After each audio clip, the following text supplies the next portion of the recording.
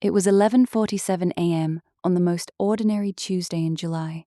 Sun blazing, zero clouds, kids screaming happily in the park across the street. I stood at my kitchen window drinking lukewarm coffee when I noticed the mailman waving at me. Same friendly wave he always gives, except today his hand moved exactly like mine, same lazy flick of the wrist I do when I pretend to be sociable. He held eye contact a beat too long, smiling with my nervous half-smile. I stepped back from the window. My phone buzzed. Neighbor from 2 doors down. "Hey, saw you at the window. You okay? You look pale." I hadn't left the house yet. I went outside anyway. Bright sunlight hit my skin like it was happy to see me. Too happy. Everyone on the street was moving normally, but in perfect sync with my rhythm. When I slowed down, they slowed. When I scratched my neck, 3 different people across the road scratched theirs at the exact same moment. A woman walking her dog turned her head exactly when I did, mirroring the angle. The dog didn't blink. Its eyes were fixed on me like it already knew the punchline. I forced a laugh and kept walking toward the park. The sunlight felt heavier now, pressing on my shoulders, crawling into my clothes. Every reflective surface, car windows, shop glass, puddles, showed me smiling when I wasn't.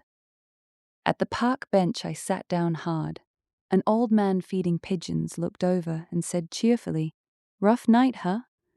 I hadn't told anyone about last night. He kept feeding the birds, but his mouth moved out of sync with his voice.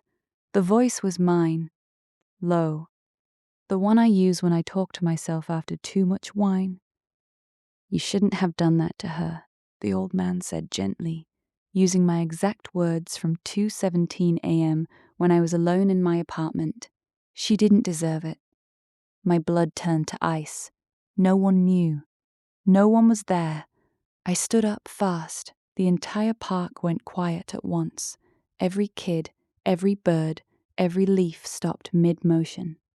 Then they all resumed like nothing happened, but now they were all facing me, not looking, facing, like cameras.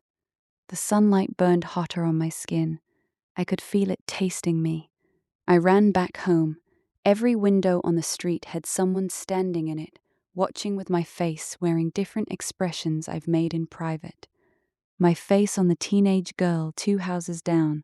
My face, tired and guilty, on the retired couple across the road. My own front door was already unlocked. Inside, every light was on, even though it was midday. My laptop was open on the kitchen table to the deleted search history I'd cleared at 3 a.m. The cursor blinked patiently.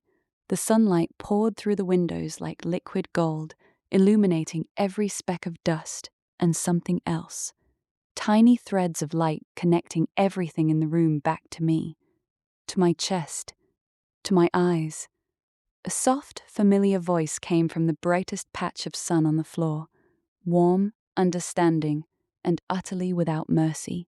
My voice at its kindest. "I saw what you did in the dark. I see everything when the light is this strong, and I'm not going to let you hide anymore." The front door clicked shut behind me by itself. Outside, I could hear the neighborhood laughing and chatting like a perfect summer day. They were all waiting for me to come back out and play normal again. The sun hasn't moved an inch since. It's still watching, and it's starting to smile with my mouth.